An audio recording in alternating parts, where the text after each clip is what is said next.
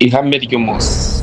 Nk'uko mubizi turi mu mwaka wo gukira ku buzima bwawe, ku bugingo bwawe, ku gihugu cyawe, aho uri hose. Ihame ry'umunsi. Mbese usenga ute mu gitondo? Mbese usenga ute ku munsi? Mbese usenga ute ku mugoroba? Icyo ushaka kukubaza, mbese isengesho ryita umuhango cyangwa se isengesho uryita igikorwa? Isengesho rero si umuhango, si n'igikorwa. Isengesho ni ihame rya buri munsi. Nufata isengesho rero ukarihindura ihame, ubuzima bwawe buraza guhinduka. Yesu yaravuze ngo musenge ubudasiba kugira ngo mutagwa mu moshya.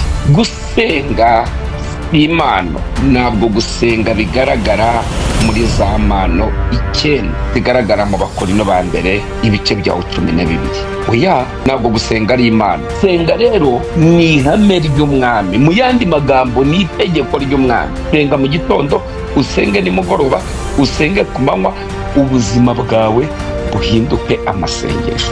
Nusenga uzajya ubona ibintu bihinduka. Baho ubuzima busenga. Nubaho ubuzima busenga uzatandukana n'abantu badasenga. Ubuzima busenga buratinyuka. Ubuzima busenga ntibugira ubwoba. Ubuzima busenga bubaho neza. Samweli wa mbere igice cyaho cya mbere umurongo wa 11. Ana ahiga umuhigo arimo asenga. Amen. Aravuga ngo nureba umubabaro w'umusha wawe ukanyibuka ukama umwana w'umuhungu, nzamutura Uwiteka abo umukozi wawe iteka ryose. Ngo akomeza gusenga, Imana yumva umubabaro. Ngo yarasenga ngo umunwa we ngo iminwa ikanyeganyega ndahikijwe n'irihinguka. Uburyo bwose wasenga, ugasenga wejejwe, uzavugana n'Imana kandi Imana izakora.